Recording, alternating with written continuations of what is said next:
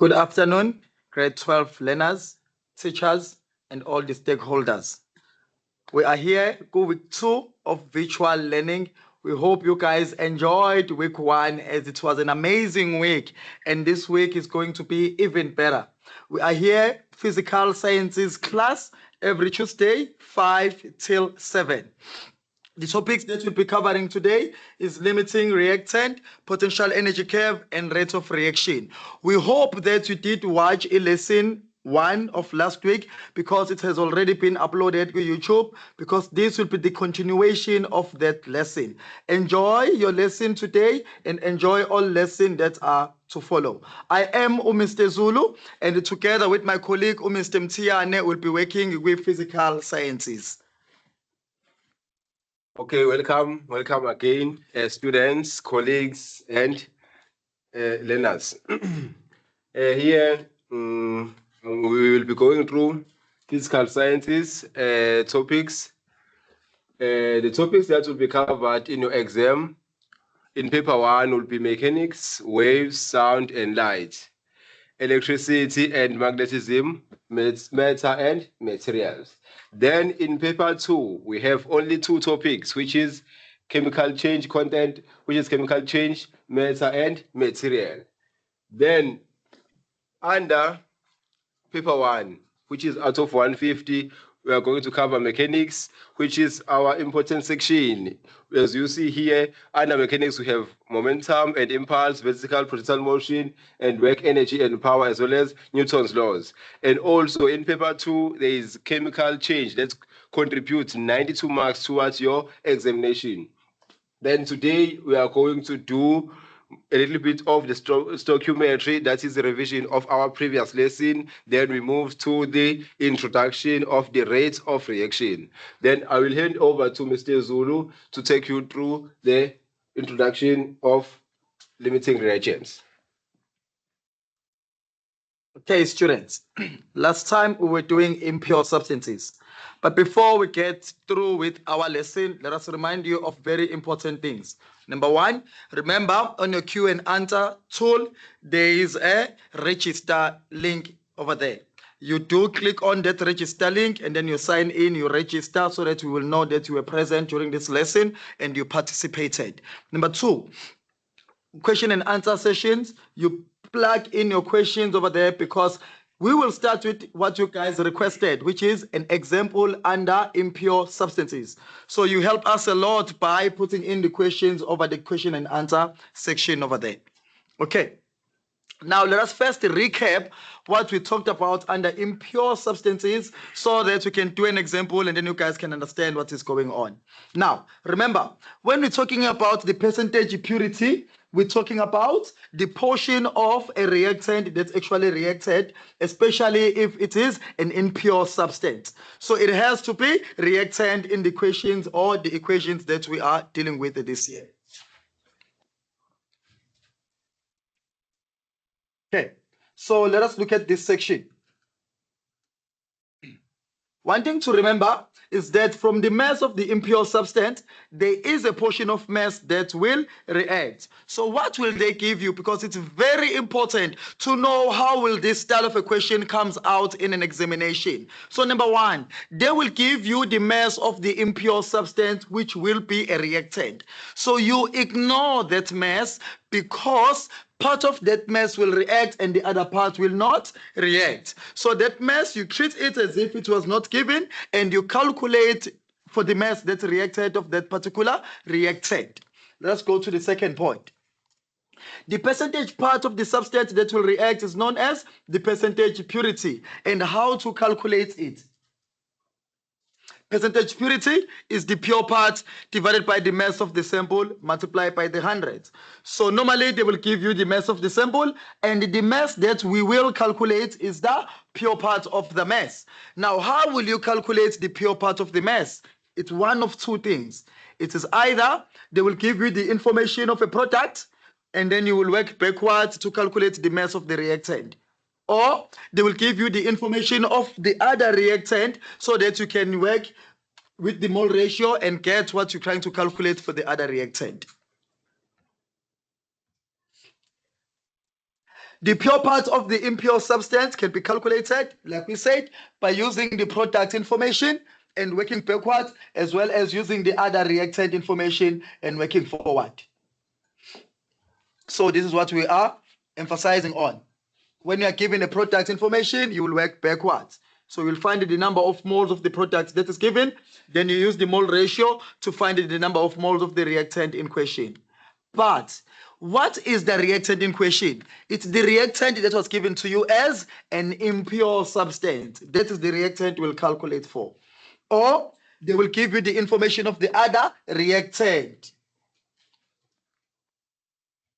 And then you will find the moles of this reactant, and you will use the mole ratio to find moles of the reactant in question. So this is one of two things that will happen, my students, and this question is worth 5 to 7 marks in an examination. Okay, let us look at this question together. At 12 grams of an impure solid calcium carbonate. So that is an important point right there. You stop and you analyze what they are giving you. So they are giving you the mass of the sample, not the mass that will react. So this calcium carbonate, which is a solid, is the sample. So this is the mass that we are saying do not use in a calculation, because not all of this mass will react in this particular reaction. So it's the mass of the sample. It is reacting with excess hydrochloric acid. Remember our limiting and excess reactant. So this one is the excess reactant, which will then means this one will be the limiting.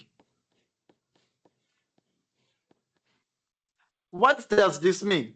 This tells us that this limiting mass will react all of it to form you the product. But is this 12 grams the mass of the limiting?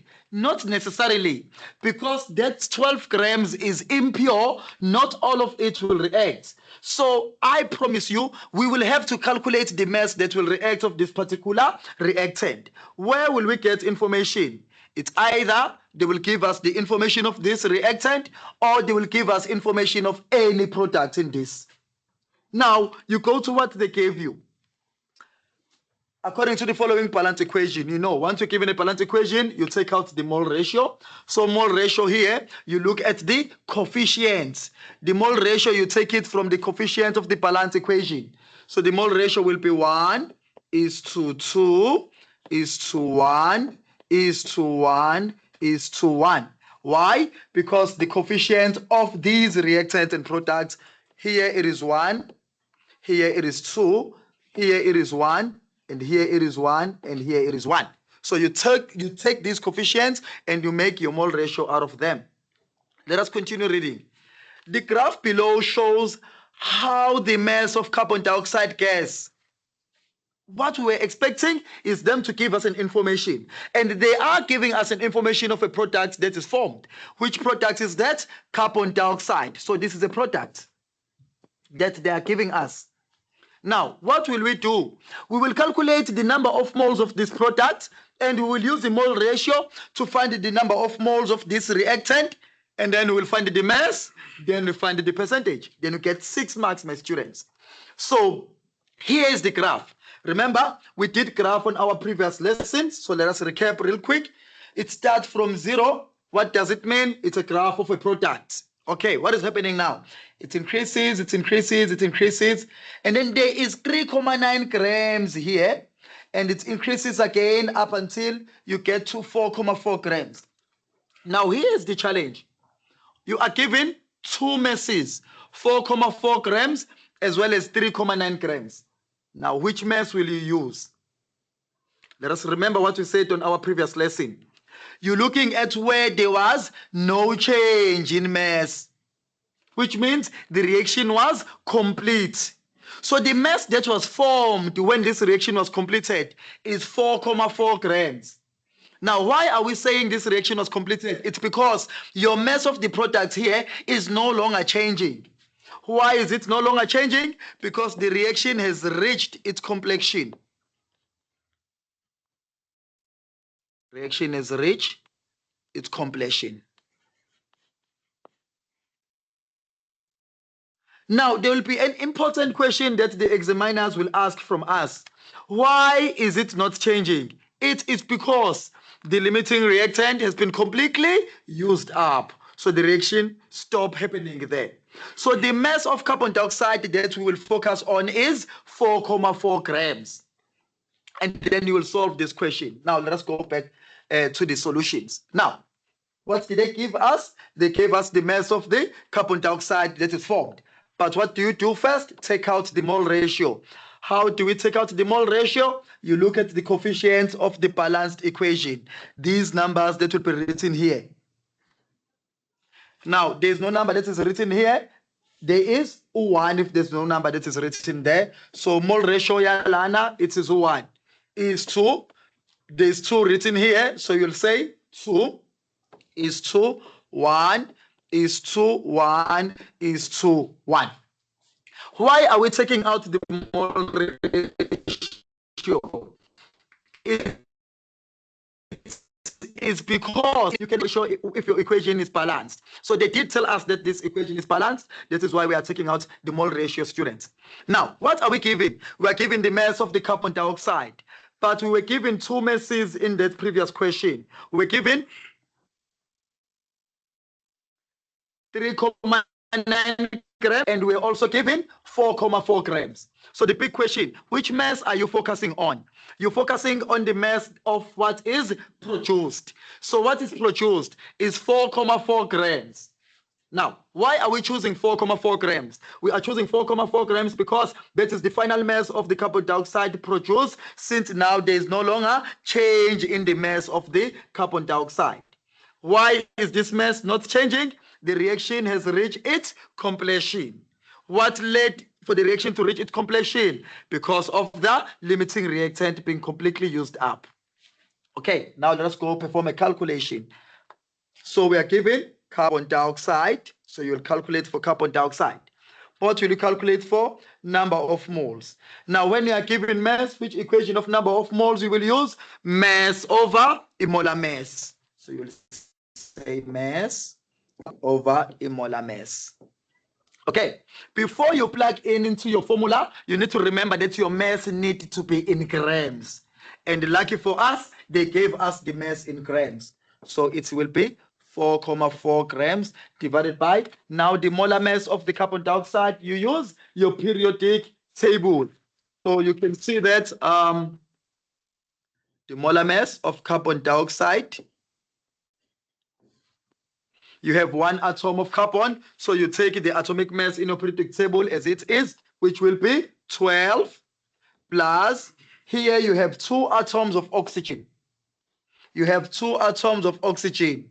So whatever atomic mass you will see under oxygen in your periodic table, you will multiply it by 2, students.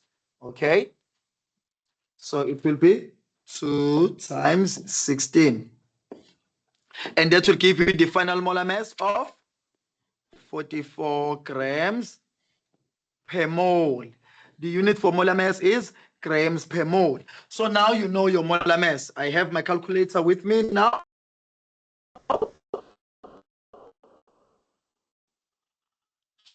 So then the number of moles of the carbon dioxide that was produced will be 0,1 mole. 0,1 mole. Remember, Mr. Mtiane emphasized last week, always remember the units. So that is why you see me keep writing these units so that you can get full marks. Okay, now, good people, we do have the number of moles of carbon dioxide, but here we are calculating the percentage purity, not for carbon dioxide, for calcium carbonate. So now you need to move from this side of the equation, from the product side, and move backwards to this reactant. What will help you? The number of moles and the mole ratio. What is the mole ratio between the two? Let us write it down.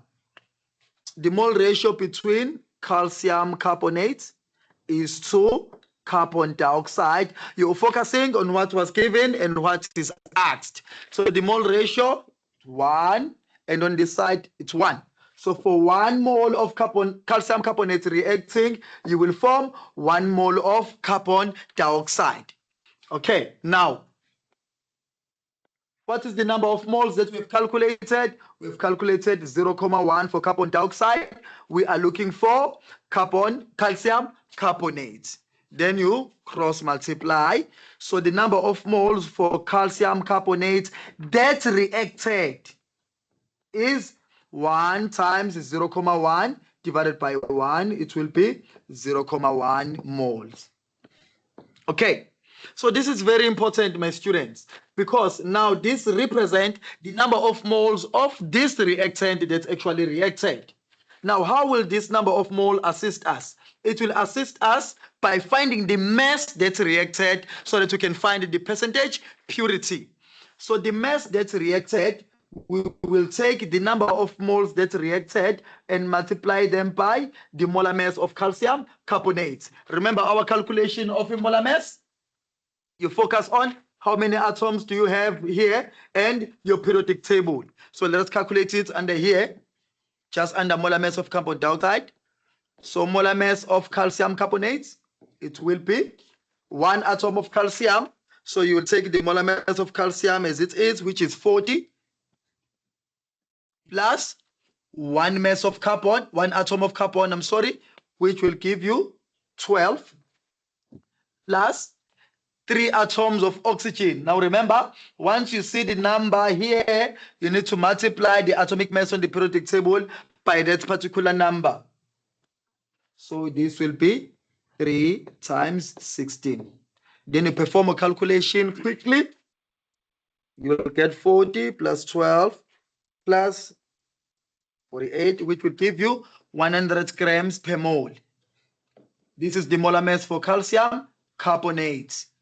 Okay, now you were looking for the mass of calcium carbonate. So now the mass will be 0.1 times 100.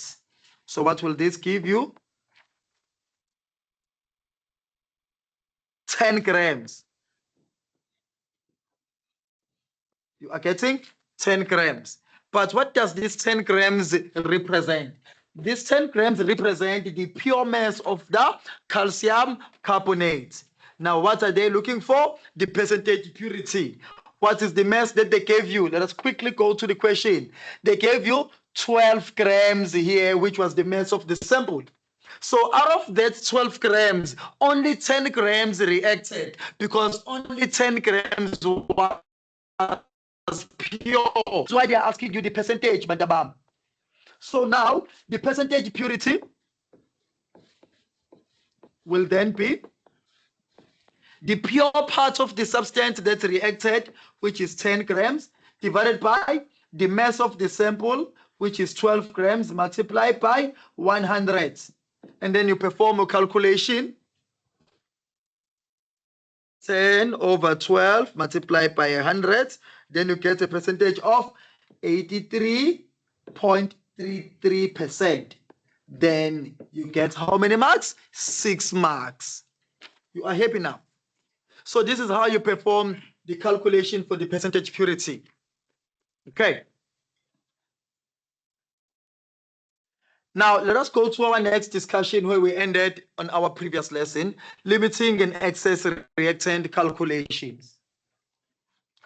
Now, when 2 or more reactants are reacting, it might happen that one reactant is used up completely and the other reactant is still remaining. Just our previous example did make us see that it had an excess reactant as well as the limiting reactant. Now, if you remember correctly, we did the graphical representation last week. So today we are doing a calculation representation. What are we calculating? Which of the 2 reactant is the limiting and which one is the excess? So once that one reactant is used up, then the reaction stops. Why? Because ama-reactant akade khona awu-2 and eyodwa isiphelile. It now means that the other reactant has no reactant to react with, then the reaction will stop. So whatever will be produced is based on the limiting reactant. So that is why it is very important to perform this calculation, because you can only produce the product based on who is the limiting reactant or based on who will be used up first.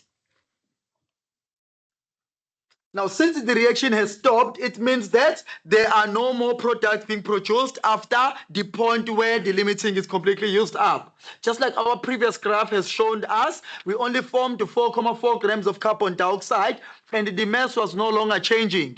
Why was the mass no longer changing? Because the limiting reactant has been completely used up. They can ask that why, Bantabame, for 2 marks. So you need to always keep repeating it so that you can always make sure that you have these 2 marks. Now, limiting reactant. Let us go back to theory again. It's the reactant that's used up completely in a chemical reaction. We have already covered the graphical representation. It's what I've alluded to. Now we are going to look at the parts using the calculation. Now, our discussion will be based on being given information for both reactant. And you need to understand this calculation in grade 12 because it will come back when we are talking about the acids and bases. So calculating limiting reactant is very important in paper 2. Now, these are the steps that we will follow to determine limiting reactants. Number 1, you need to balance the chemical equation. Make sure your chemical equation is balanced. Step 2, you write down the mole ratio. What is the mole ratio? It's the coefficient of the balanced chemical equation. Step 3, you will convert the given information to number of moles.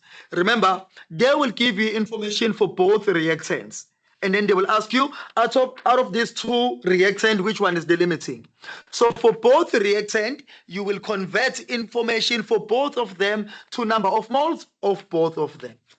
Now, this is the most critical part, where you have to assume one reactant and calculate how much you need from the other reactant. So now, step 3, it clearly indicates to us you will have 2 number of moles for one reactant and for the other reactant. Now, step 4 is saying, out of these 2 reactants that you are now having, just assume you know one and the other one is not known and perform your calculation based on that. Now, you'll see when we do a calculation what we mean by that. Now, you'll compare what is needed with what you have. This will give you what you need, and then step 3 will give you what you have. So it's very, very easy. Then you make your conclusion. So let us run through these steps again. Step 1, balance the equation. Step 2, write down the mole ratio. Step 3, convert the given information to number of moles. Step 4, assume one reactant and calculate how much you need from the other reactant. Step 5, compare your step 4 and your step 3. And then step 6, you then conclude. Okay, so this is a grade 11 paper, a question of determining limiting reactant. As you can see, it was 4 marks. Now, what are you giving here? 11,5 grams of carbon. This is the mass that is given. So you write it here. Mass of carbon that is given, it's 11,5 grams. Okay. Is reacted with 114,5 grams of copper oxide. Now, this is what we meant. They give you information for both reactants. Now, the mistakes that students do is to think the smaller mass is the limiting. That is the mistake. You don't determine it by the mass, you determine it by the amount of a substance, which is number of moles, of course, by first comparing, which is what you do on step 4. Okay, so then you will obtain 87,4 grams of copper, which is the mass produced. But this is the actual mass that is produced according to the following balanced equation. This is what we always hope for. We always hope they tell us the equation is balanced. Why? So that we can just take out the mole ratio. So the mole ratio for this, it says 1 is to 1 is to 2 to produce 2. So let us write down the mole ratio. 1 is to 1 is to 2 is to 2. So these 2 is to 2, they represent what will produce. This 1 is to 1 will represent what will react. Okay. Now, the question is clear. Determine the limiting reactant out of the 2.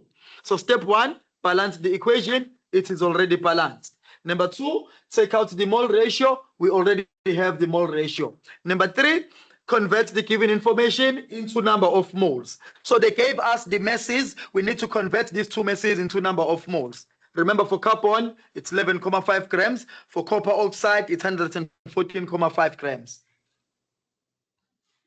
So the mass here is 11.5 grams. And the mass here is 114.5 grams. Think I've copied the masses correctly? Yes, we are correct. Okay, now you need to convert this into number of moles. So you do a quick calculation. Molar mass of copper oxide. You use your periodic table in your calculator. You say, okay, this will be 2 times, because there's this 2 here, 2 atoms of copper. So it's 2 times 63.5. You only have 1 atom of oxygen, so you take the atomic mass here as it is, which will be 16. Then you punch your calculator, you don't waste time. It is 2 times 63.5 plus 16. Then the molar mass here is 143 grams per mole. What are you doing? You're converting this given information into number of moles. So then number of moles will be the mass that they gave me divided by the molar mass that I have just calculated. Okay. Now the mass that they give you for copper oxide is 114.5 divided by 143. Therefore, the number of moles that you have, it is 0.80 moles. Okay, so you have converted for copper. Now you need to convert for carbon as well. Let me do it on the side. So now I'm looking for the molar mass of just carbon. Now, carbon, it's just carbon and 1 atom of it. It will be 12 grams per mole. Convert it into number of moles. Number of moles is mass over molar mass. And we use the same equation because they gave us the masses. If they gave you concentration and volume, you will use the correct equation for that also. 11.5 divided by 12. So the number of moles for carbon. Yes, you are correct. 0.96 moles. Right. So this is the most critical step, Bantabam. Now, out of these 2 number of moles, Bantabam, this is what you have. So you have 0.80 moles of copper oxide. You have 0.96 moles of carbon. This is what you initially have. So let us assume, because I said you have to assume 1 reactant. So let us assume this. Let us assume that, okay, I have 0.80 moles of carbon oxide. I want to look for how many number of moles of carbon is needed to react with this 0.80. I'm not looking for number of moles of carbon that I have. No, I'm looking for how many moles do I actually need to react with this 0.80 of carbon, of copper oxide. So you write down, assume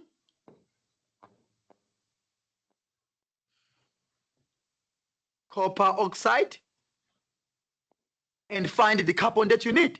So you say the mole ratio between them, between copper oxide and carbon, mole ratio is 1:1. So if you have 0.80 here, how many moles do you need from carbon to react to this 0.80? Then you perform your calculation, Bantabam. You cross multiply, x times 1 will be x, 0.80 times 1 will be 0.80. Now, these are number of moles of carbon that are needed to react with this copper oxide completely. You need the 0.80 moles. So you need 0.80 mole of carbon. Now, how much do you have? This is what you have. You have 0.96 mole. So you have available 0.96 mole of carbon. Now you compare the two. That is why our next step is compare. You have 0.96, but you only need 0.80.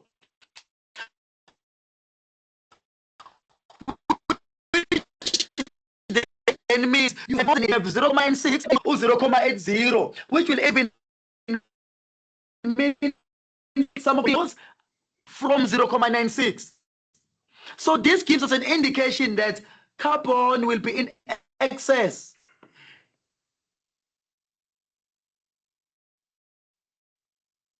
Because you have more than what you need. In excess, you have more than what you need.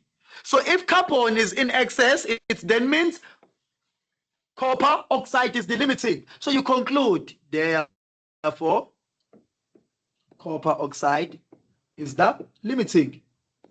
Then you get full marks.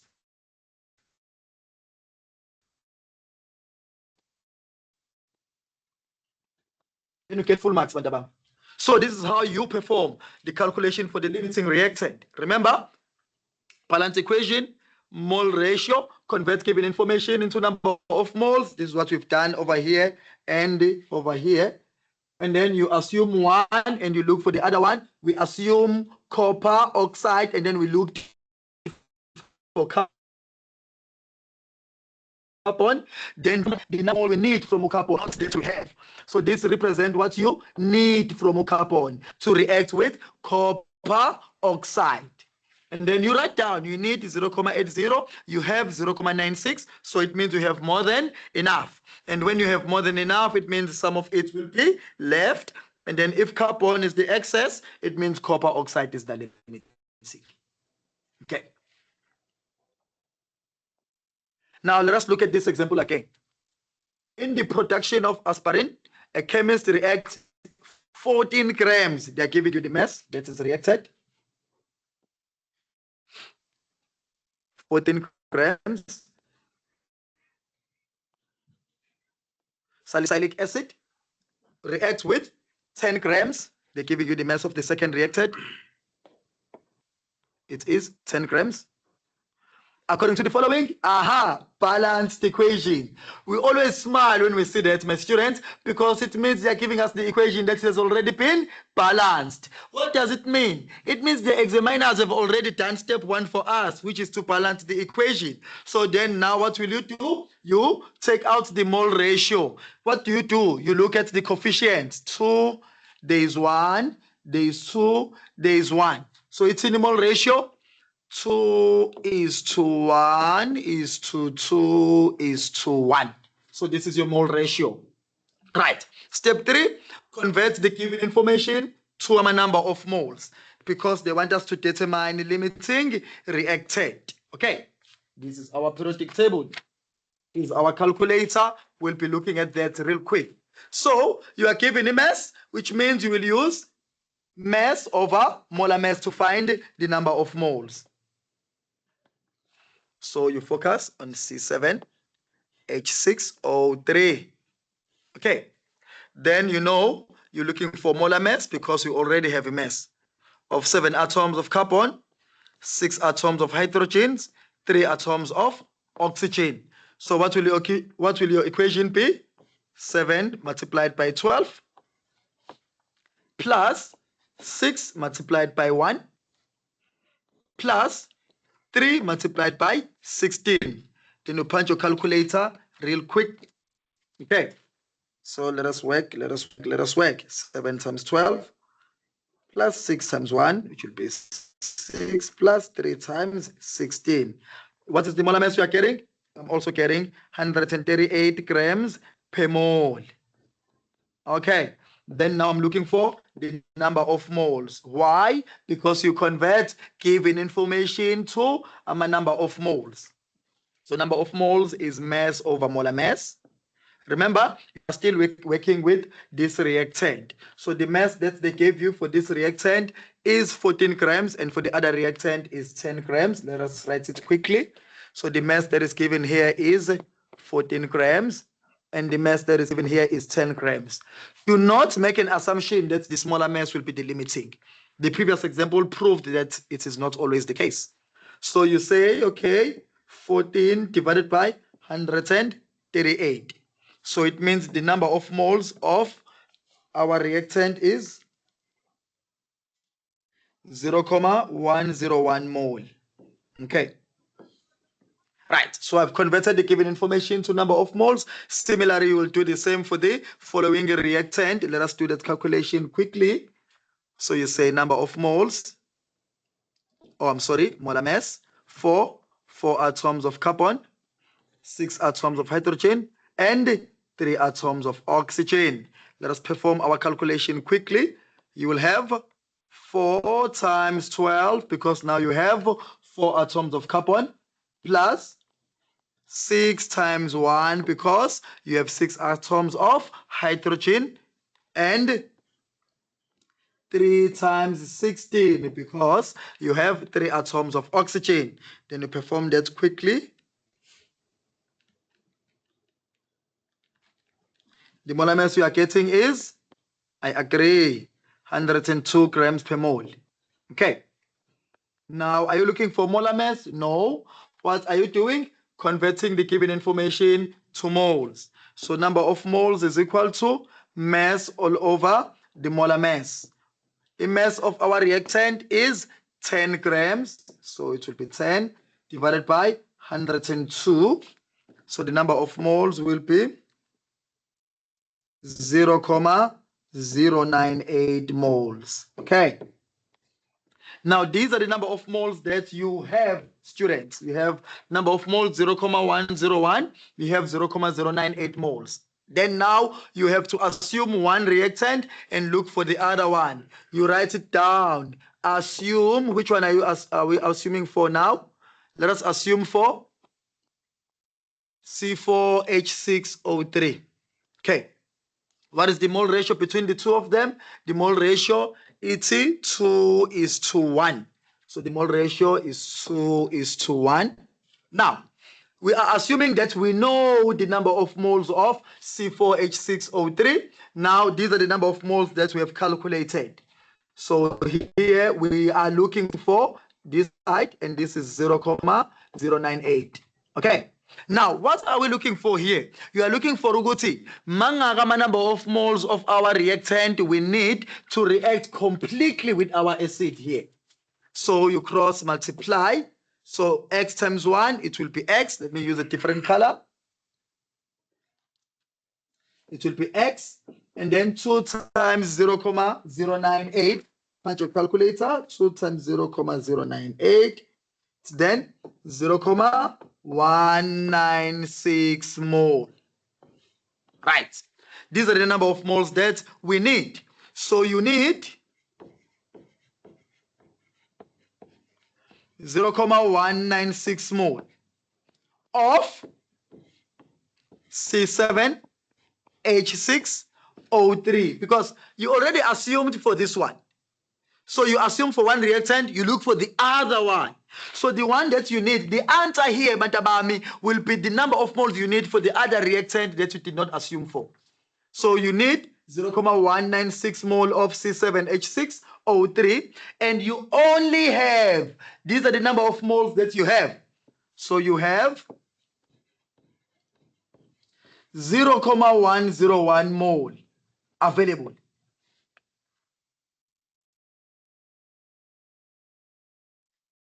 Now, if you are looking at our problem, you can actually realize that you have less than, you need more than what you have. Okay. So you only have 0,101 and you need 0,196.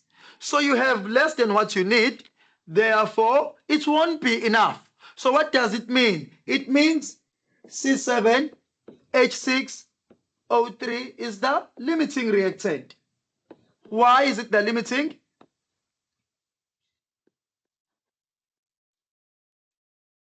Okay, I agree. It is the limiting because you need more than what you have. So it means it will not be able to react completely with this reactant because it has fewer number of moles than what is needed. So this is the second calculation. Now, you can see it had 14 grams, but it didn't mean it is the excess reactant. So that is why you don't just look at the masses and say which one is the limiting. You need to convert into number of moles and assume for one reactant and calculate for the other reactant. So you get your easy 7 marks in this question. Now, let us go to the next topic now, which will lay a solid foundation for the rate of reaction that will be alluded to today.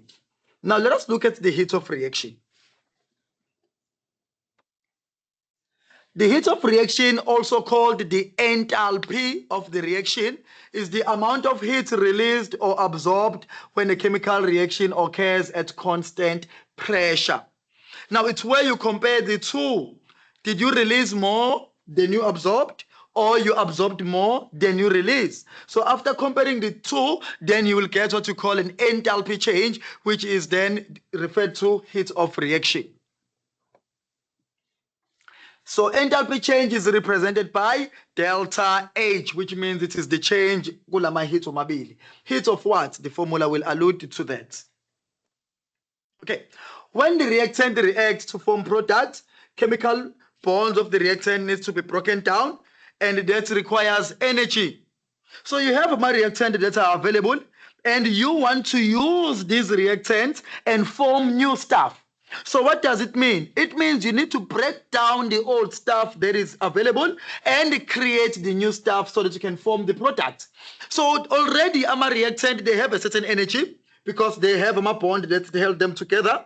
So you need energy on top of the energy it has so that you can break down the bonds of the reactants. Why are you breaking it down? So that you can create new bonds of the product. Because you can't form a product without clearly finishing a reactant on now or breaking them down completely. So that is why at point we are saying when reactant react to form products, their chemical bond needs to be broken down. And to break down the chemical bonds, you need what? Energy. So that is why we look at the energy curve or the heat of reaction. Now, when products are now formed, energy needs to be released. Now, let us look at it this way. If we are as human, we can take in energy. You can take in energy, you take in energy, you take in energy. You will reach a point where you are full of energy. Now, if you continue trying to take more energy, what will your body do? It will then explode. Now, if your body explodes, it releases all this energy that you had inside, it's releasing it to the outside. Are you with me? And then unfortunately, you'll have to die. But in a chemical reaction, reactant, they die, but they form products. They are being resurrected.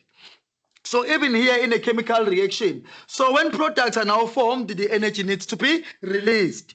So when the reaction starts, you have reactant, and reactant, they take in energy, which means the energy increases up until it reaches the maximum point.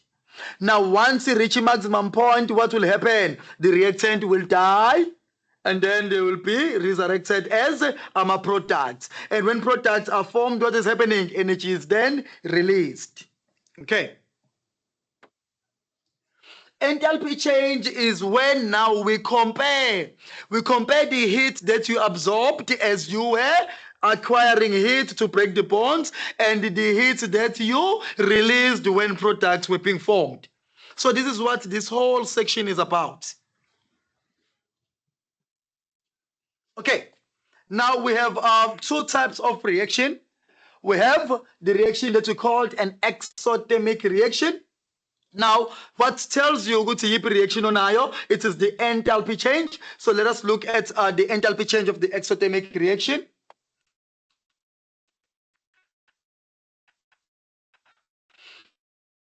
So minus the heat of the reactant, it's measured in kilojoules per mole. Okay. So if the heat is less than the heat of the reactant, so if the heat of the product is less than the heat of the reactant, meaning you have a number encane, you are subtracting a number enkulu. Now the answer that you will get will be negative. So that is why CT enthalpy change will be less than 0. Why? Because after subtracting, you will get the answer that is negative. Okay, negative answer. After subtracting your product and your reactants. Now, how does this happen?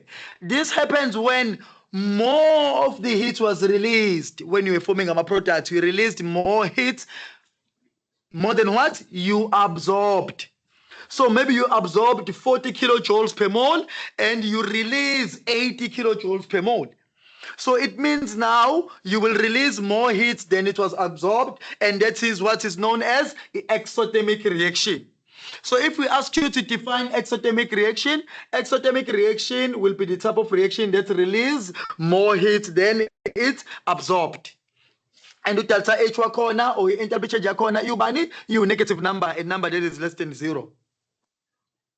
So examples of exothermic reaction may include combustion reactions that we did in organic chemistry.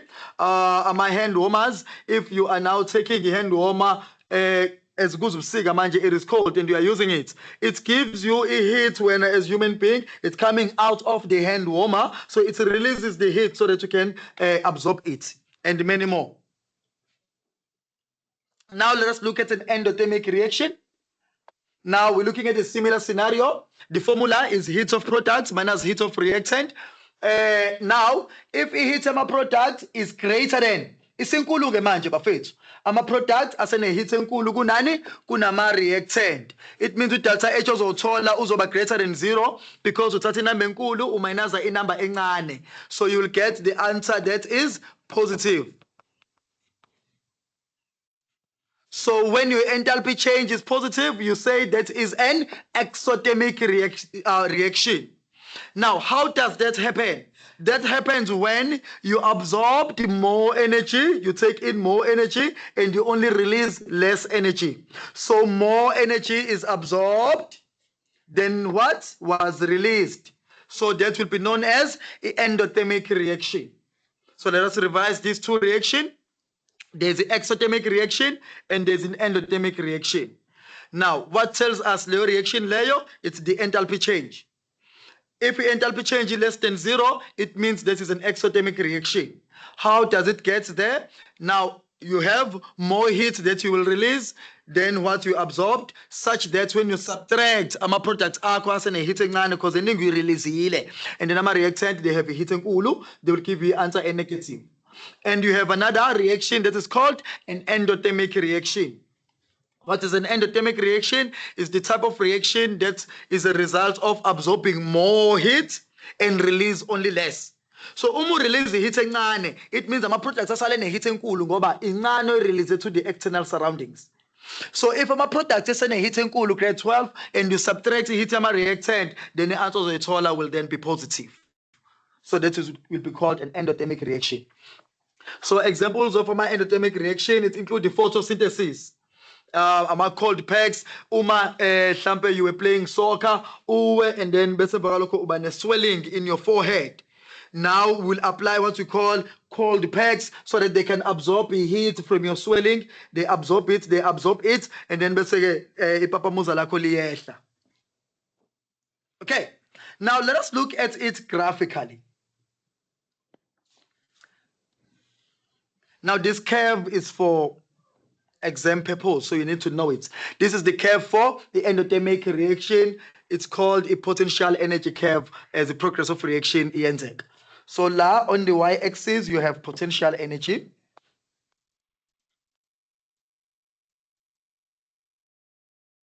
In kilojoules per mole. And then lana you have progress of reaction. Kuthi kwenzakalani as reaction progresses. Okay, bantabam. Now we agreed that when a reaction iqala already you have ama-reactants, and ama-reactants they have energy. So the value that you will read here will represent the energy of the reactants. Now, as the reaction yenzeka, you absorb energy first. You absorb energy. Now, as the energy is being absorbed, now the curve increases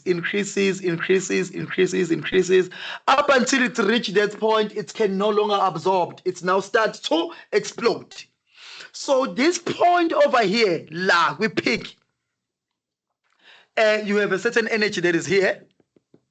Okay, this point is called activated complex. Activated complex.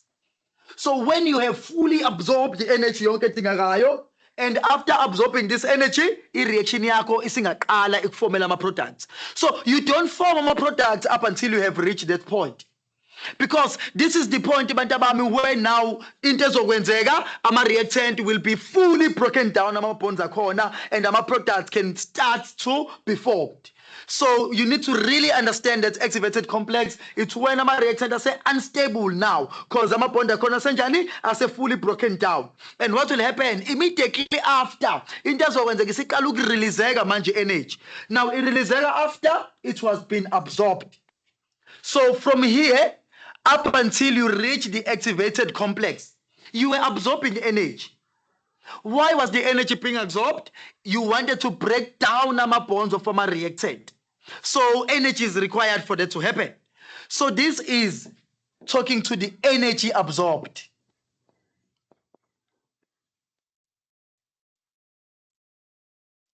Energy absorbed.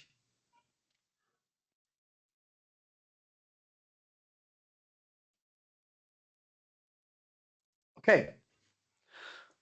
Remember, you have a reactant and you absorb energy up until you reach activated complex. Where is the activated complex? It's the peak where you can no longer absorb. Now, what will happen after? A reactant will be fully broken down, then they explode, releasing energy so that they can form a product. Okay, remember, we are talking about an endothermic reaction graph where you release less than you absorbed. So if you are looking at our green line, grade 12, our green line talks to the energy that is absorbed. Now, it means that our yellow line will speak to the energy that is being released. Now, for an endothermic reaction, you absorbed more than you release. So it means the yellow line is shorter than the green line that is here. Why? Because you only release less energy. So the energy that will be released, Batabami, let's use another color. Let us use blue. Now, the energy that is released is this energy because it is an endothermic reaction. Less energy is released than what you absorbed. So it means that our product way too will be releasing this amount of energy up until they get here and they are being formed. Because only this amount of energy you need to release so that you can form the any product. So this line here will represent the energy inisale kuma products after releasing some energy to form this particular product. So that is why line way to low or blue, we will call it any energy released.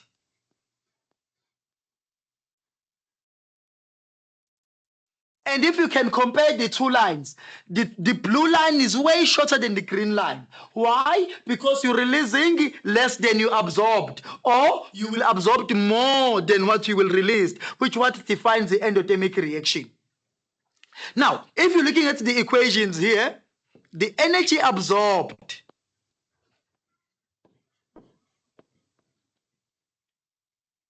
will be the difference between the peak energy that is here and the energy of the reactant. It's just the difference between the two. Look at our green line very carefully. Isuka lana phezulu, iza la izansi, or isuka la izansi, iza la phezulu. This is the length of the green line. So the difference between the energy that is here and the energy of the reactant will give you the energy that is absorbed. So the formula for the energy absorbed, Bantabami, you can then say it is the activated complex energy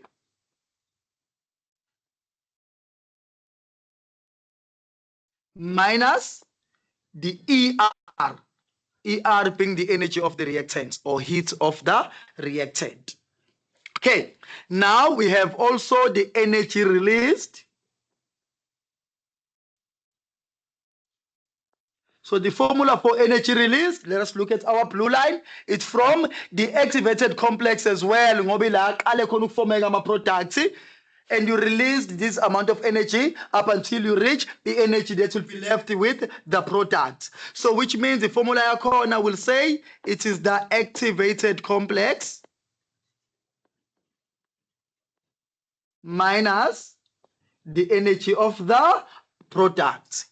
So these are the two equations that we just found using a graph. Of course, a heat of reaction, it's the heat of product minus the heat of reactant. We showed it kuma slide.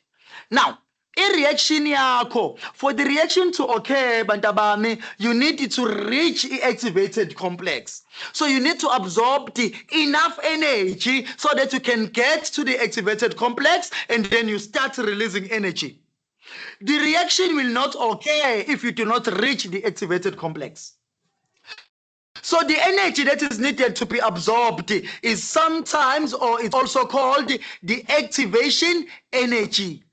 So activation energy and the energy absorbed is one and the same thing. Now, activation energy is the amount of energy you need to reach the activated complex so that the reaction can start.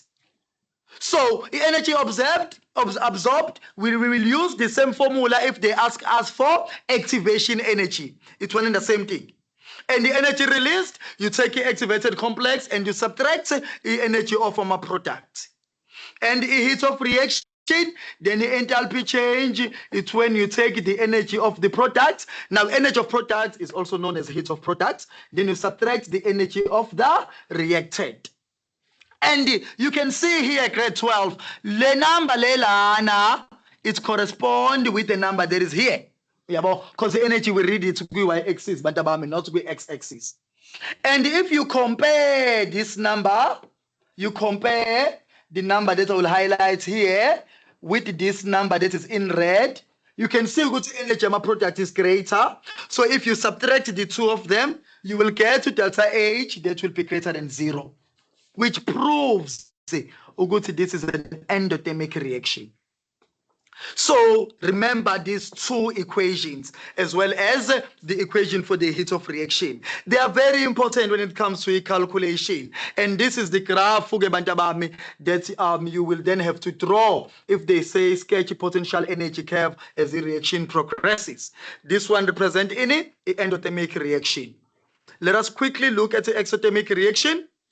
It has the same formulas, so we'll just look at the diagram format. Then we go to an example so that you can start some rate of reaction. Okay, so an exothermic reaction curve, again, it follows the same scenario. You have your graph. It's the potential energy with y-axis because it's where you read your energy in kilojoules per mole. And then with x-axis yako, you have what we call progress of reaction. Because M yako ukubuka ukuthi kwenzakalani kwi-energy of a reaction as the reaction progresses. Okay. Now, for the reaction to occur, you need to absorb the energy. So, uqala nge-energy yama-reactants. The energy of reactants can be a positive number. The energy of reactants can be 0. The energy of reactants can be a negative number. And in our product, same thing. You can have a positive number for the energy of product. You can have 0 for the energy of product. And you can also have a negative number. Now, but in when our reactants they start, they absorb energy, which means the curve increases up until it reaches the full peak. Now, sithe yini igama le peak lena? Activated complex.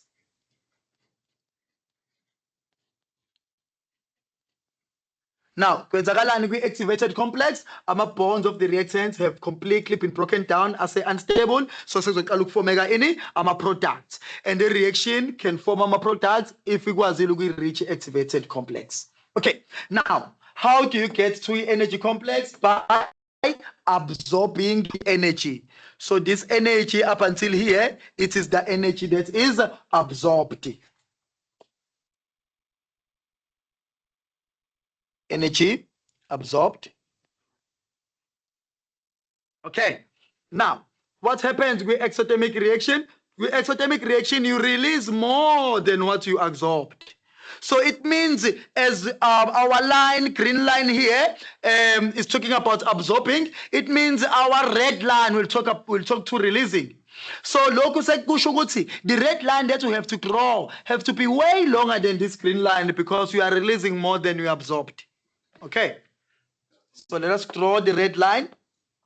You will release more than you absorbed up until that point as you are forming the product. So let us continue our graph.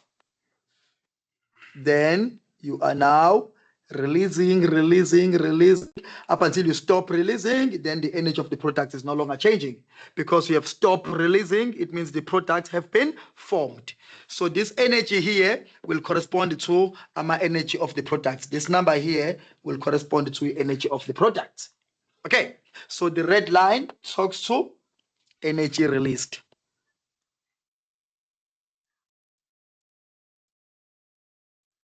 Okay, as you can see, my students, you have released more than you absorbed, which means it will be an exothermic reaction. Let us look at the formula. Again, energy absorbed, it's from the activated complex, subtracting the energy of the reactant. It's the same formula as before. So it doesn't matter whether it's exothermic or endothermic. The energy absorbed, or what is known as activation energy,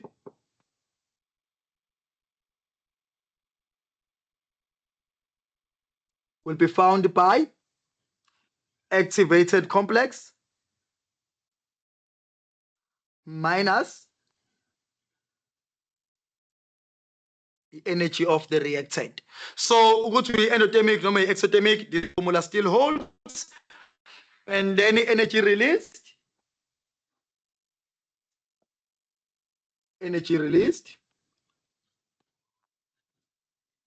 will then be the activated complex. Look at the red line. Look at the red line. Look at the red line. It moves from the activated complex up until you reach the energy of the product. Activated complex minus energy of product or the heat of product. And then the enthalpy change will be the heat of the product, which is the same as the energy of the product, minus the heat of the reactant. Now, if you now look at this number here, say this number corresponds to energy of product. This number here is less than the energy of reactants. So when you subtract, you will get the answer that is less than 0. So this is what we have with exothermic reaction. Energy released is way greater than the energy absorbed. With endothermic reaction, energy absorbed is way greater than the energy that is released. Now let's look at the example and then we go to rate of reaction. So this is the graph that is given in a past exam paper. Consider the balance equation that showed the decomposition of nitrogen oxide into nitrogen and oxygen molecule. So this is the energy profile graph is drawn. As you can see, we have a potential energy in the y-axis, and we have a progress of reaction as a reaction in Quebec. So look, grade 12. This is the energy of the reactants. The energy kuyiyona esikala ngayo nanje. Nayo inikiwe. Iyanyuka because you absorb up until you reach the activated complex. So the value here, activated complex, it's not given. It is okay. And then what happens after? This was us absorbing, which is the activation energy. We did say energy absorbed and activation energy is one and the same thing. This is the energy that is absorbed. And then what follows now is the energy that is released. So you release the energy from the peak all the way to 0. Because the graph yakho bathi ihamba la.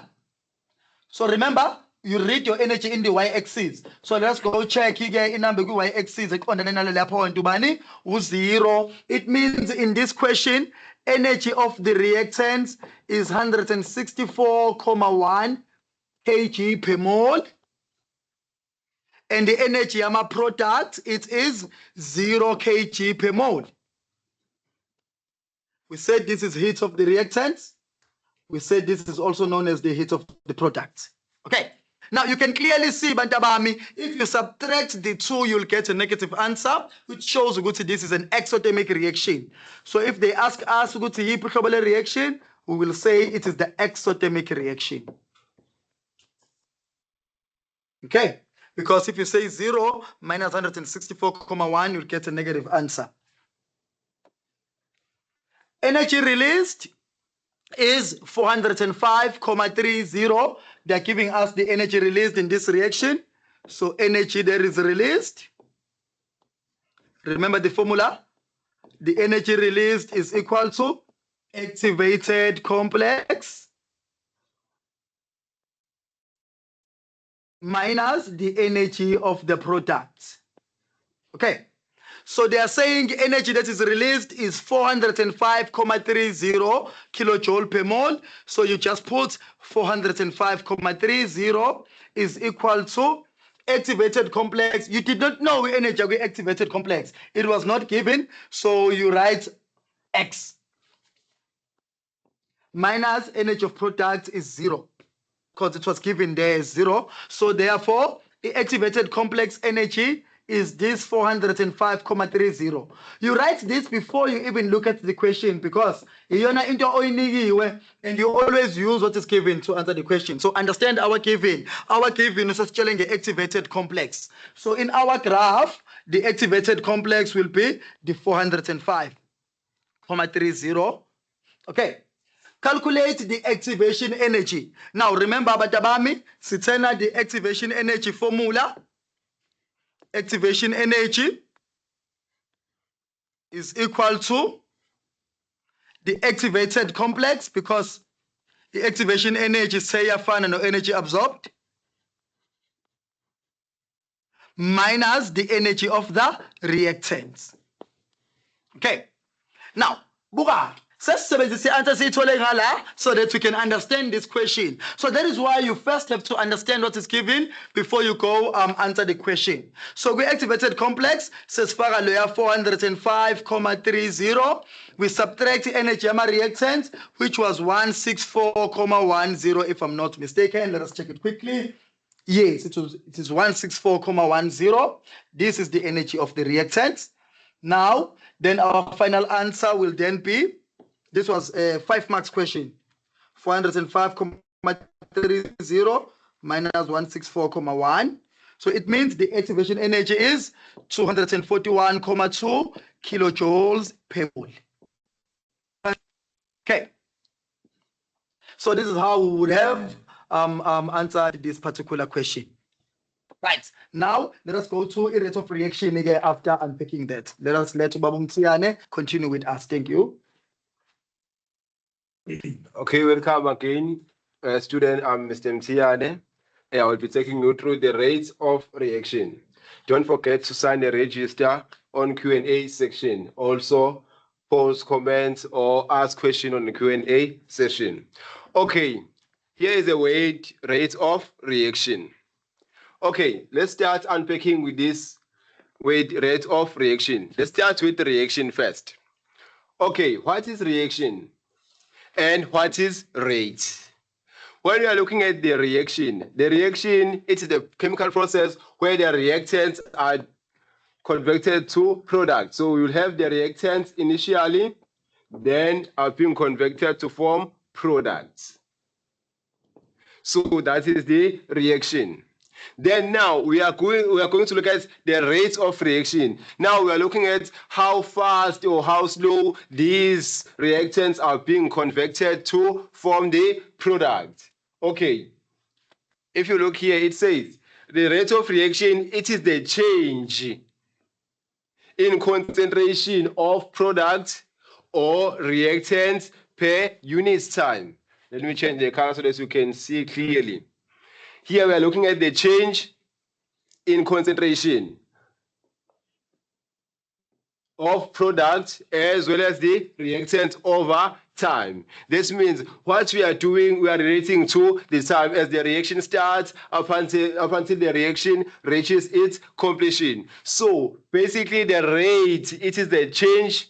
This one represents the change in concentration of the product or in concentration of the reactant per unit time. The square brackets in this topic or in physics represent what? The concentration. So the square brackets represent what? The concentration.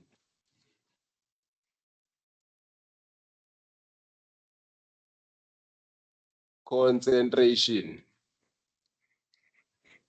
So here we are looking at the concentration, the change in concentration of the product. Here we're looking at the change in concentration of the reactants. That gives us the rate of reaction. So the units for the rate of reaction, it is mole per cubic decimeter per second.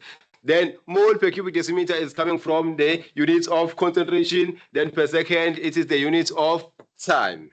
So the gradient of concentration, mass, volume versus time graph give us the rate of reaction. So to measure the rate of reaction, we can look for the concentration, or we can look for the mass, or we can look for the volume. All these three can measure the rate at which the reaction progresses. So as the reaction progresses, the reactants are negatively changing. What does this mean? That's the reaction, the reactants are negatively changing. It means that the reactants are decreasing, whereas the products are positively changing. It means what? The products are changing. So whenever you look at the graph for the rate of reaction or for the cause of the reaction, you can easily identify the graph of the reactants or the graph of the products. For example, if you are looking at the graph of volume versus time, then you see the graph in this format. So it means that this graph is for products, because initially we won't have the products, but now we have what? The products that are being formed. Here is the graph of the mass versus time in seconds, time in seconds. Then it's like this. Then you can easily say this is negatively changing because the mass here is decreasing. Then you can see this one is positively changing because the volume it is increasing. So by saying negatively changing, it means it's decreasing. Then positively changing, it means it is increasing. All right. Then if you now take the change of reactants or the change of products and divide it by the total time of the change was occurring, then you get what? You get the reaction rates. If you change the change, as you see here, the change in reactants, in concentration of the reactants, you divide with the time. You get what? The rate of reaction, or you take the change in concentration of the product, then you divide it with time. Then you get what? The rate at which the reaction occurs. Okay, now, before any reaction could even occur, then you need to be, the particles, they need to collide. They need to have the collision so that the reaction will take place. But we will explain this according to this theory, which is the collision theory. So this collision of the particles that will happen, will explain it according to the collision theory, because there is some requirement, if I may put it that way, for the reaction to occur. Okay, then what is the collision theory, basically? So the collision theory is a model that explains the reaction rate as the result of particles colliding. That means there will be a collision of the particle with a certain minimum energy to form product. So we will have the particles. That particles will collide.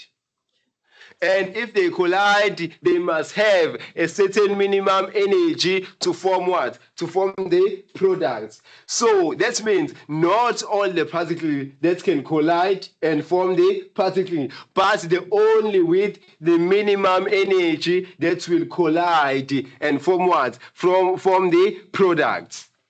Okay, then particle with sufficient kinetic energy. That means the particle with sufficient kinetic energy need to collide first, but the other requirement must collide with the correct orientation, because they may collide. If the orientation is not correct, then this means the reaction won't occur.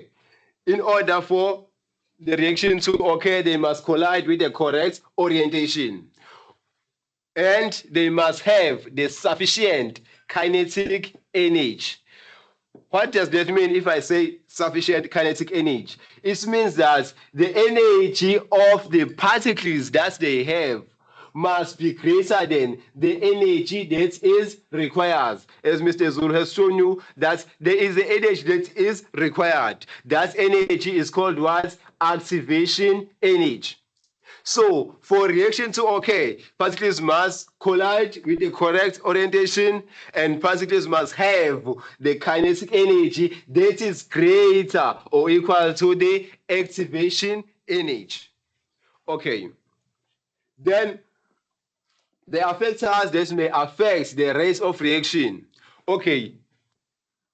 Factors that may affect the rate of reaction. There are 6 factors that affect 6 factors that affects the rate of reaction. Which are those factors? Firstly, it is the surface area of the reactants. Basically, we are looking at the solid particles. When we are looking at the surface area, we look at the surface area of the solid particles. And the other factor is what? It is the concentration. Then the concentration is mainly look at the liquid as well as the aqueous solution. The reactants must be a liquid or in an aqueous solution form. When we're looking at the surface area, we're looking at surface area for solid particles, for the solid reactants only. Okay, then the pressure.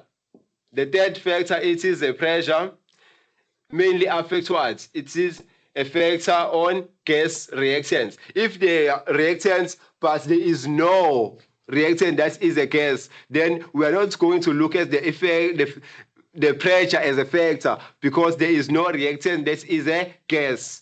Then if a reactant is a gas, we are not going to look at the surface area, because the surface area mainly affects when the has an impact if the reactant is a solid. So you must know which factor we must look at when we look at the state of the reactant. Firstly, you need to understand the state of the reactant. If the reactant is in a solid form, then you look for the surface area. If it is in a liquid form or aqueous solution, you look at the concentration. Then if it is a gas phase, then you look at the pressure, because the pressure mainly affects what? The gases. Then the fourth factor is the temperature. We will explain how the temperature affects the rate of reaction later on. Then nature of reacting substances. Then we will also look at the nature of the reactants, how it will affect the rate of reaction. Then the last one is adding a suitable catalyst.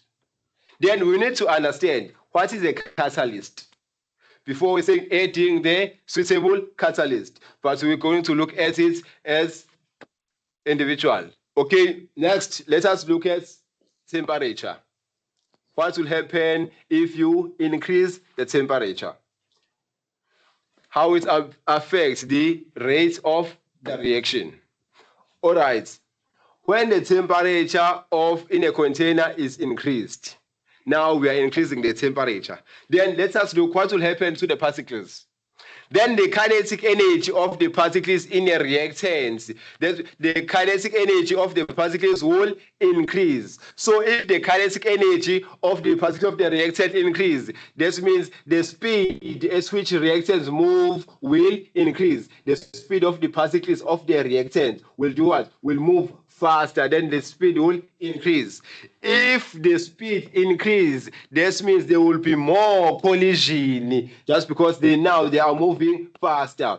Then increase the number of particles colliding with the correct orientation. Now, if they are moving faster, then the number of particles that collide, it's what? It increases, but they must collide with what? With the correct orientation, because they must collide.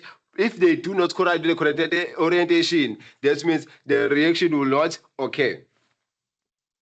Then, if they collide more frequently with a correct orientation, then there will be more effective collision per unit. That needs to be more effective collision per unit time. Then, if there is more effective collision, that means more product is formed. If more product is formed, then the reaction at the rate at which the reaction occurs, it increases. All right. Then if you look at this picture, here I have the low temperature. Then here it's high temperature. Let us look at the difference between the two. In this container, there are yellow particles as well as red particles. The yellow particles is the particles without required energy. That means if the required energy, it is 50 joules. These yellow particles have an energy that is less than 50 joules. This means the energy that they has, it's less than the activation energy, which is the required particle, the required energy. Then the red particles will have the required energy. This means they have that minimum energy. Maybe it is equal to 50 or it is greater than 50. 50, the energy that they have, it is greater than 50. Its measurement is 50 or greater, then this one is less. But if I increase the temperature, now the temperature has been increased. Let us look at the number of particles that now have the minimum requirement of energy that may form the product. Now I have 1, 2, 3, 4, 5, 6, 7, 8. Now I have 8 red particles. I have 8 red particles. Sorry about that. Then how many particles? There are 2 yellow particles. Yellow particles. That means there are only 2 now particles that they can't form the product. Then the other particles, they can form the product. Unlike on a low temperature. In a low temperature, there were only 3 particles that they can form what? The product. It means that by increasing the temperature, you are increasing the number of particles that has a required energy to form what? To form products. That means here, more products will be formed compared to the low temperature. So the rate at which the products will be formed here will be faster than the rate here the product will be formed. Why? Because now I have more particles that have sufficient energy to form the product. And now the particles are moving faster than the particles that is in the low temperature. Okay. Then let us look at the second factor, which is adding a suitable catalyst. So what's the catalyst? A catalyst is a substance that increases the rate of reaction without interfering with the reaction. So the catalyst, it is added in the reaction to speed up the chemical reaction. Now we will see how the catalyst works or how the catalyst speeds up the chemical reaction. So a catalyst, what it does is create an alternative path with lower the activation energy. So, for example, you know that's the pass mark or the requirement to get level 2 and pass. It is 30%. So if now that 30% is being lowered, we say the pass mark now it is 10%. It means that more people will pass because now the pass mark it is 10%. It's not that 30%. That's what catalyst will work. If the required energy, which is the activation energy, was 70 joules. If the catalyst is added, it will lower the activation energy. Maybe it will be 50 joules. It means now I will have more particles that will react. Even the particles that has 60 joules of energy now will react. But without catalyst, that particles will not react. So the catalyst lowers what? The activation energy. How? By creating an alternative path for the reaction to occur. Okay. As I've said, more particles now will have enough energy to more particles now will have to react since the energy has been lowered from 70 to 50. Then these particles, if they collide, they must collide with the correct orientation. This is important to know that even though they collide, even though they have that energy for colliding, they must collide with the correct orientation. Then that correct orientation leading to an increase in number of effective collision per unit time. You may write leading to an increase the number of effective collision, or you can write frequency of effective collision increases. So you write one of these answers. Then if I have now a greater number of particles that collide, since the activation energy has decreased, this means the rate at which the product is being formed has increased. All right, let us look at the graphical representation of how the presence of catalyst affects the rate of reaction. I will draw the one for endothermic reaction. So you know here is reactants. Here is reactants. The energy of the reactants is potential energy.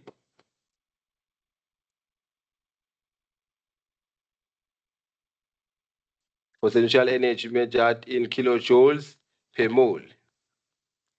Then here it is the cause of the reaction or progress of the reaction.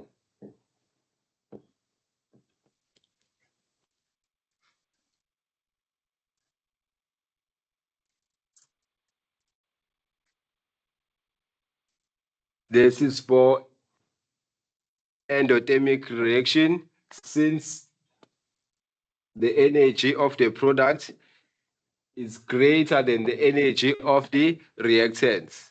Now I have product.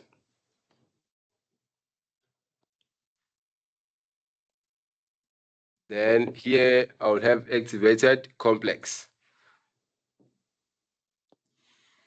Initially, that was my activation energy.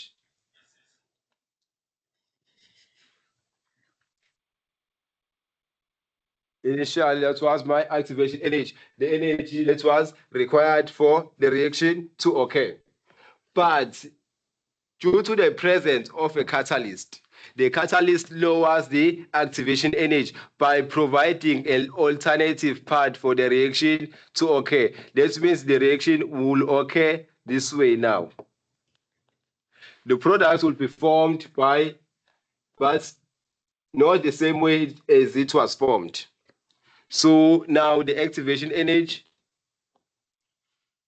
will be like this. EA, activation energy. 2.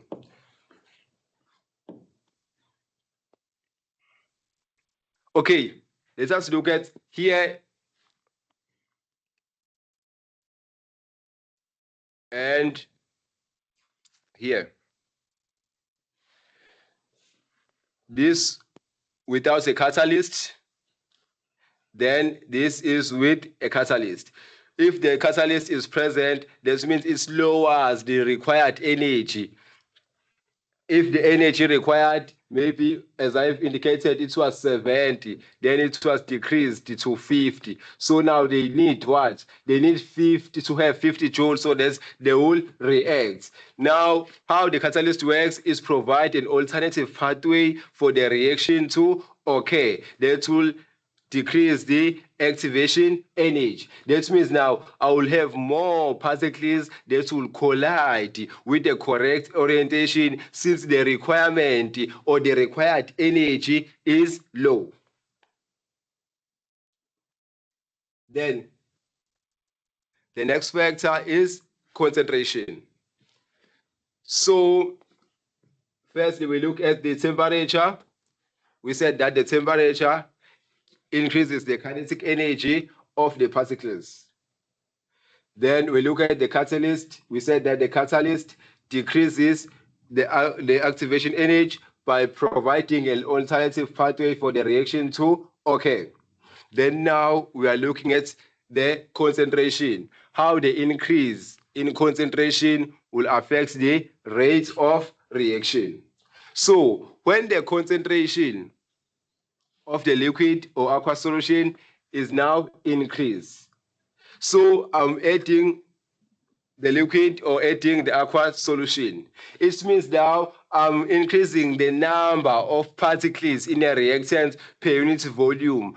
I'm increasing the number of particles that are present for reacting. I'm increasing the number of particles that will have the sufficient kinetic energy or sufficient energy to make what? To form the product. So by increasing the concentration, you are increasing the number of particles per unit volume. So if the number of particles increase, then more particles will collide. Since now there are more particles compared to before, then the number of particles will need enough energy to react increases.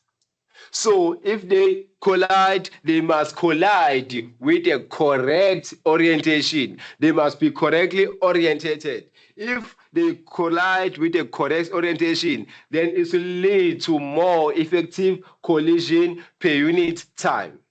So if there are more effective collision, then more products will be formed or the reaction will increase. So adding temperature by increasing the concentration will increase the number of particles per unit volume. Then that number of particles volume per unit volume, they collide more frequently with a correct orientation, leading to more effective collision per unit time. Then the rate of reaction will increase. So if you decrease the concentration, then what will happen? That is the opposite of what happened here. If you decrease the concentration of the reactants, that means now you are decreasing the number of particles per unit volume. Then less particles will have enough energy to what? To collide. Should the number of particles that will collide will do what? Will decrease. Then less particles will have the correct orientation. Then that will lead to less effective collision per unit time. Then the rate of reaction, if I decrease the temperature, the concentration, then the rate of reaction will do what? Will decrease. So they can ask you about how will the rate of reaction be affected if the concentration increases.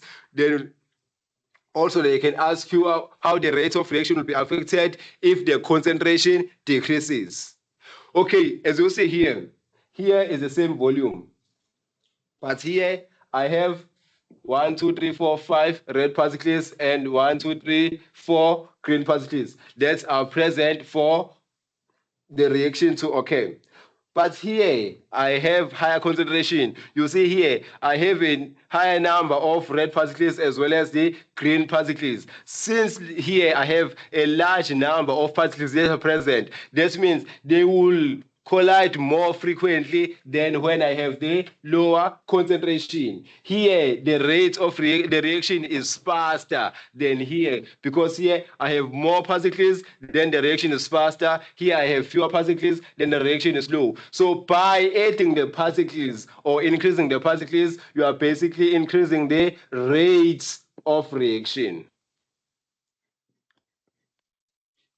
By increasing the particles, you are increasing what? The rate of reaction. Then more products will be formed. All right.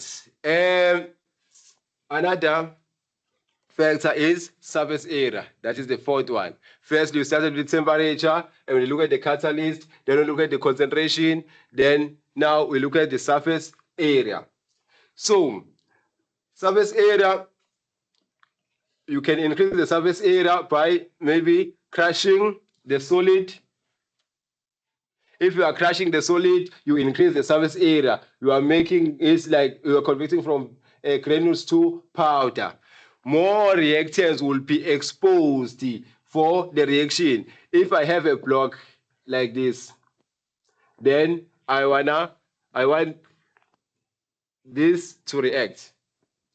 Then the only particles that are exposed for the reaction to occur are the particles that are outside. Those are exposed. The particles that are far inside the center are not being exposed for the reaction to occur. But if I crush this to make it powder or small particles like this, then here more particles are being now exposed for the reaction to occur. This means the surface area has been increased. So by increasing the surface area, you are basically increasing the rate of reaction, since more particles now are exposed for reaction to occur, unlike here. Okay, more reactants or more particles in the reactants will be exposed for reaction. So the number of reactants with sufficient energy will increase. So more molecules collide with a correct orientation. So if they collide, they must collide with a correct orientation. That will lead to more effective collision per unit time, or frequent of effective collision per unit time. So by changing the state of the solid reactant, it will increase the rate of reaction, moving from the stone to the powder. Then it will increase the rate of reaction. But we'll see in a graphical representation how it works. Okay, here I have a large chunks, and here I have a small chunks, and here I have powder.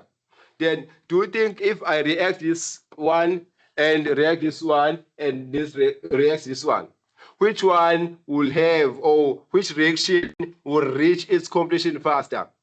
Yes, you are correct.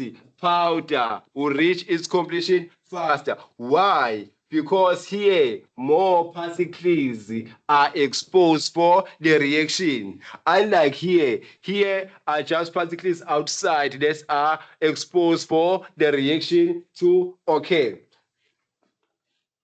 Then let us look at the next factor. The next factor is pressure, that we said mainly affect what? Gases.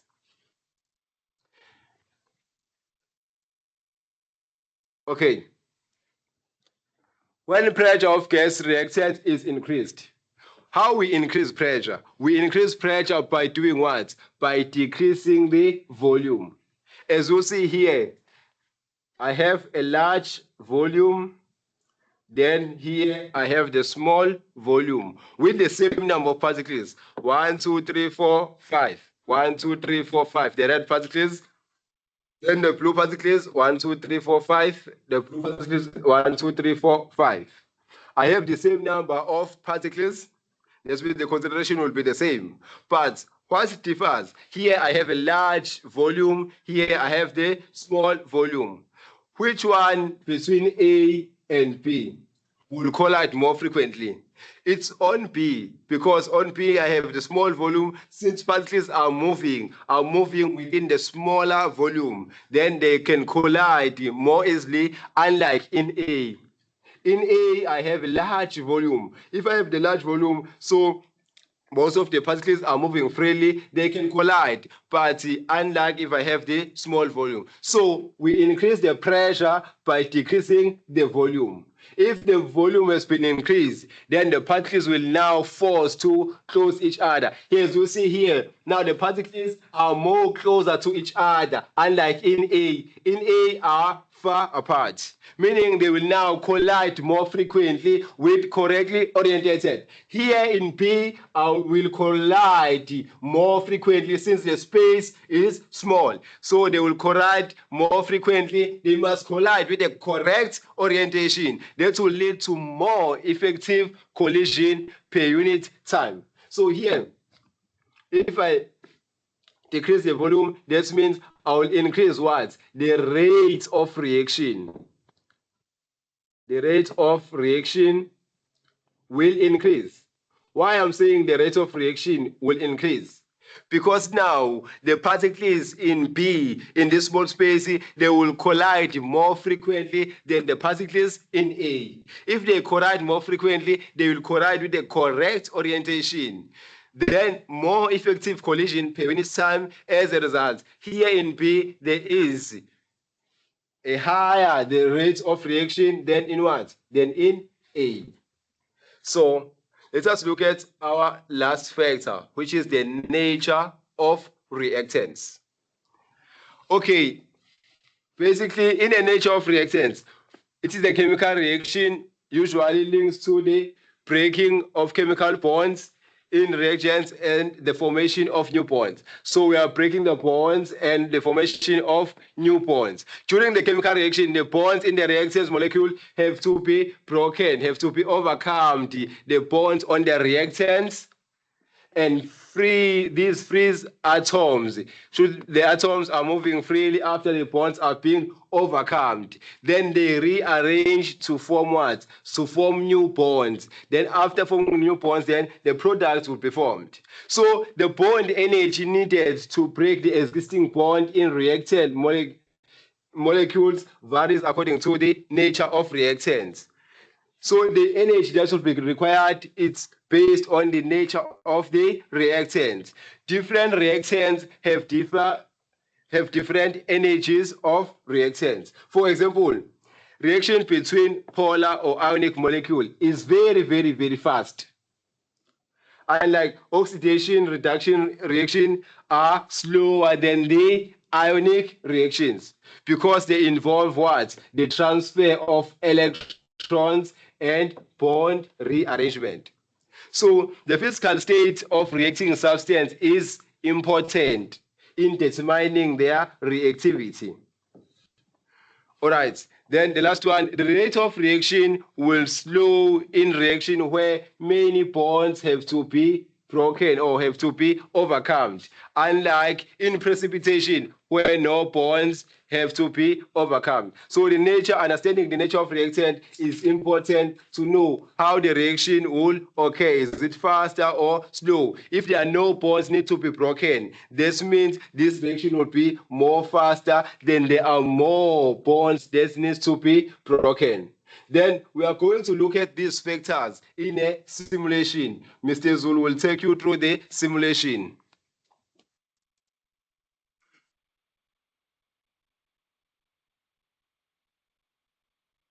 Thank you, Mr. Mtiane. I hope we all understood the factors affecting the rate of reaction. Now, let us look at how does that happen and how are the changes occurring, because we just did it in theory, but now you are trying to visualize these changes that Mr. Mtiane was talking about, and this simulation will show us exactly that.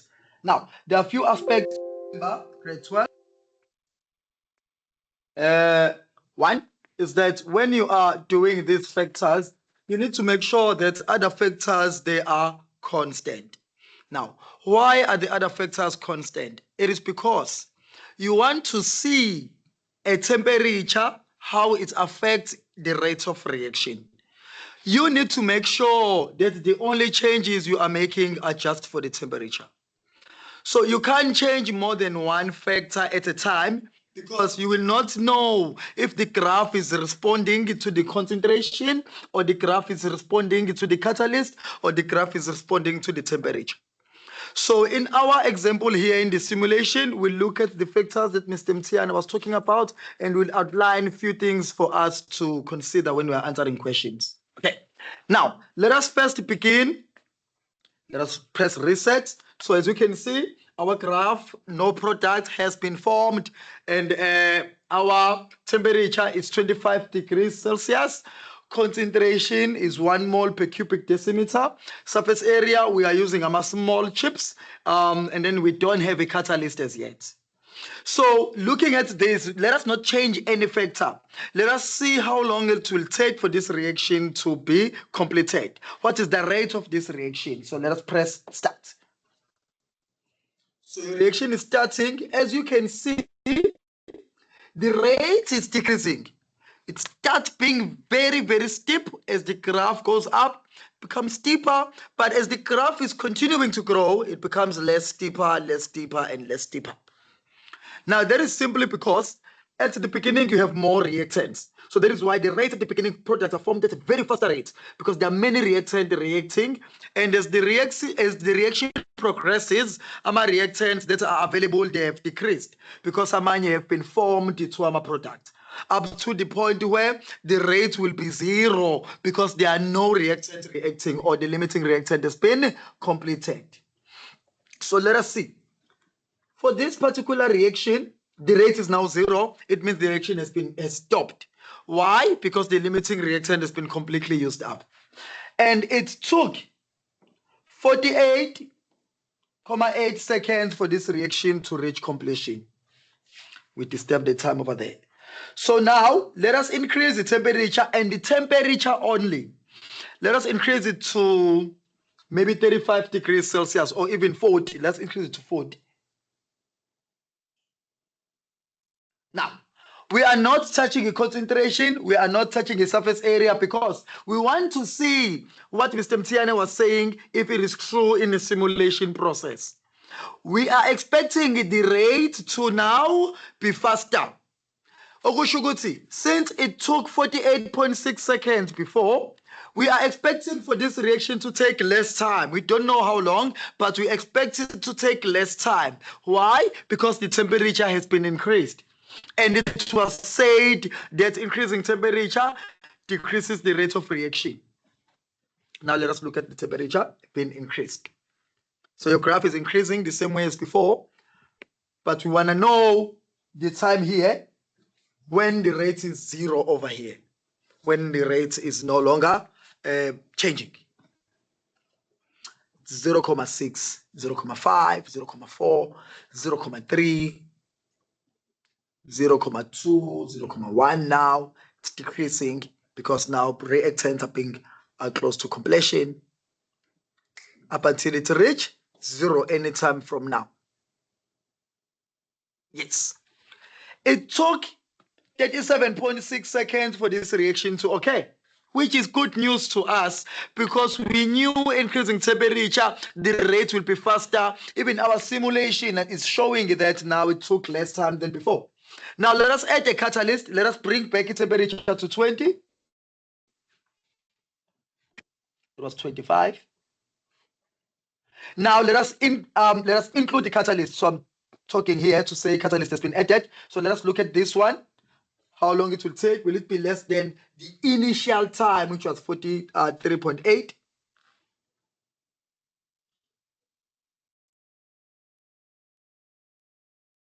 Yeah, the graph is increasing, but at a decreasing rate because irate yakho ilokhu yanciphalana.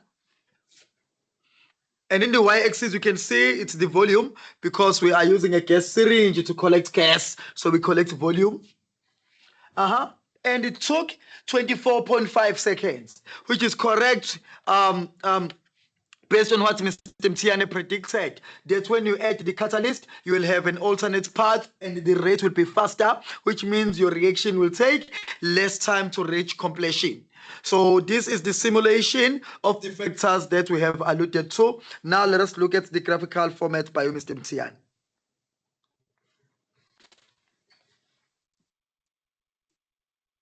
Okay. I hope you enjoyed and learn more about these factors on the simulation. Okay. Now we are going to look at the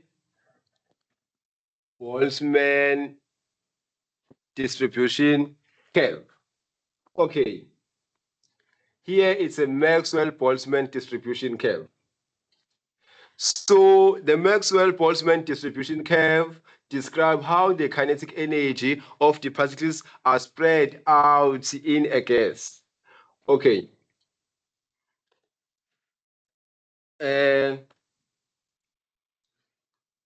We'll see.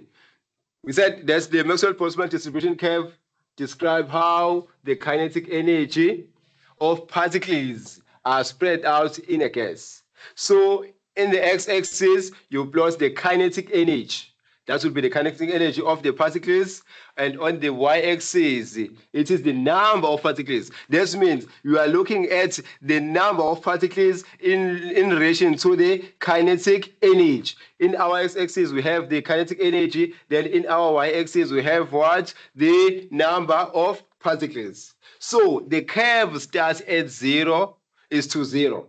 because there are no particles with zero energy. All particles have some energy, even if it is not enough for them to react. Because particles might have the energy, but not enough that it is equal to or greater than the activation energy. Because some particles have the energy, but that energy is less than what? The energy that is required, which is the activation energy. How is the Boltzmann distribution looks like? So the Boltzmann distribution curve looks like this one. So here is the number of particles or number of molecules. Then here it is energy, which is the kinetic energy of the particles. Then if you look here, these are the particles. Most molecules don't have the required activation energy. In this all section, these are the particles, but they don't have what? The required energy to do what? To react. The only particles that have the required energy to react is from here, from the activation energy moving to the right. That is the only particles or molecules have the activation energy that can be able to react and forms what? The product. This is how the Boltzmann distribution curve would look like. Then we will look each factor, like here. Here is an increase in temperature. We look at how the increase in temperature is being represented in a Boltzmann distribution curve. We said that if you increase the temperature, you will increase the kinetic energy of the particles. That means we must see that the energy of the particles, the curve that represents the particles, will now have the higher number of energy. That means this is the initial one. That is a solid line. Then the dotted line is where now the temperature is high. It's where the temperature is high. Here the temperature is low. Look at the number of particles. Now the number of particles means that it says, if you see this graph, it has shifted towards the right. This means it has shifted towards the greater number of energy. The particles now have the higher number, the high number of particles that have the enough energy to react. As you see here, initially these are only particles that will react and form product. But now these all particles will react if the temperature has been increased and form the product. So we see the impact of temperature. It increases the number of particles that have the required energy. As a result, the rate of reaction will increase. As also see the peak of this graph. This one is shifted toward the right and below and right. But this one with lower energy, it is up and on the left. That means you can see here, we see now I have the large number of particles with enough energy. Here is the graph of rates. This one is for temperature. This one is for rates. Now we're looking at the rates of reaction when the temperature is low and the rates of reaction when the temperature is high. So when the temperature was low, this was the rate at which the reaction is formed. Then here the reaction reached the completion. But now if you increase the temperature, this means there are more particles that will react. Then now the reaction will occur faster than before. Then this is the graph for the rates. You see that here is devious. Now there are more particles that collide with the correct orientation. There are more particles that have enough energy to do what? To collide, because the temperature increases the kinetic energy of the particles. This means increase the movement of the particles. Here is the concentration. So the graph for the concentration. If you increase the concentration, so we said if you increase the concentration, you are just increasing the number of particles with a sufficient kinetic energy or without the sufficient kinetic energy. If you see here, initially I had this number of particles, but now I have this number of particles. Now the concentration has been increased. It means all the number of particles in for reaction to occur has been increased. Therefore, if you look at here, also the number of particles that will react will increase, because all the particles here moving to the right will now increase, not the blue portion only. Also the blue portion and the green portion will what? Will react and form what? The product. Then here is the graph. In concentration, it might happen that you increase the concentration of the limiting reactant or you increase the concentration of the excess reactant. These two graphs are different. Here I'm increasing the concentration of the limiting reactant. As we see here the reactant was used up. This limiting reactant was used up. Now, if I'm adding the concentration, I'm increasing the concentration of the reactant. That means now more product will be formed. More products will be formed because initially this was stops the reaction because the limiting reactant was used up. Now I'm increasing the concentration of the reaction. It means that the more products will be formed because now the limiting reactant is being increased. But here, I'm increasing the concentration of what was excess. If I'm increasing the concentration of what was excess initially, that means I will have the same number of products that will be formed, but now will be formed at a fast rate. So the rate at which the product is formed has increased, but the product that is formed, it is the same as the initial one. So here you increase the concentration of the excess reactant. Here you increase the concentration of the limiting reactant. So increasing the concentration of the limiting reactant will also affect the amount of the products that will be formed. But increasing the excess reactant will not impact the amount of the products that will be formed, but will only affect what? The rate at which the product is formed. Then the other one is for what? It's for the catalyst. We said that the catalyst decreases or lowers the activation energy. Initially, here was the activation energy. That means the energy was required for the reaction to occur. Then, let me change the color so that you can see it clearly. Then, if you add the catalyst, here is with the catalyst, then now it decreases the activation energy. Here is our activation energy now. This means initially this was the only particles that was going to react and form the products. But now all these particles will react and form what? Form the product. You see, by adding the catalyst, it decreases the activation energy. So when the activation energy decreases, now more particles will do what? Will react, then forms what? Form the product. Remember how the catalyst do this work. Okay, then we have the one for surface area. We have granular as well as the powder. So if you have granular, that means we have small surface area, then the rate of reaction is not as fast as powder. So if you change from granular to powder, then powder, more particles are being exposed for the reaction to occur. If more particles are being exposed for the reaction to occur, this means the rate at which the reaction occurs, it will now increase.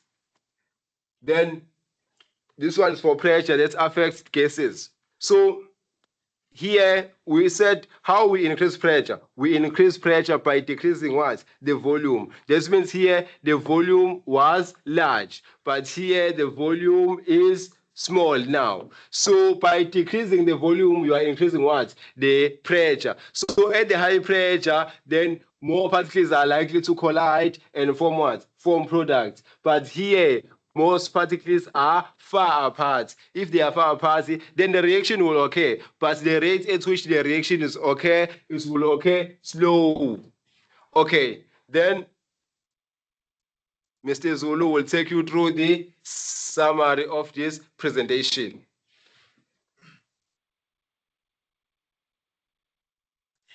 Thank you for the graphical representation, which is the most difficult concept in this particular section. So that is why our section today is focused mostly in the graphical representation other than the normal calculations under the rate of reaction. So it's the following lessons that we focus again on the calculations under rate of reactions. Remember, grade 12, the graphical conceptual understanding, they ask it mostly because that will show whether you deeply understand the theory behind what we have been doing today. So if you have questions, take them in the question and answer section. Do not forget to sign in the register, and do not forget to ask for some examples if you feel like you need us to do more examples for you guys to understand. So we did our limiting reactant today, determining the limiting reactant using the calculation. We also did the heat of reaction and differentiated between the exothermic and the endothermic reaction at constant pressure. We did even the graphical representation of them. And then we talk about the most important section, or one of the most important sections in here, grade 12, go paper 2, which is the rate of reaction. By first defining what is the rate and understanding the factors that affect the rate theoretically, but as well as graphical. We even used the simulation for all of us to understand.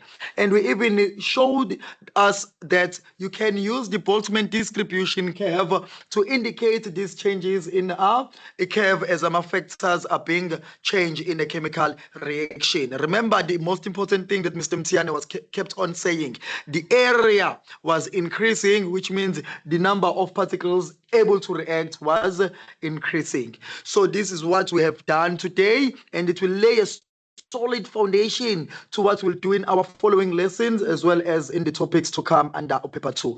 Thank you very much for your time. Hopefully this adds some marks in your paper 2, and you realize that paper 2 is nothing but easy work. We will see you guys next time, Tuesday, 5 to 7, same time, same place. Thank you. Hope you enjoyed the lesson.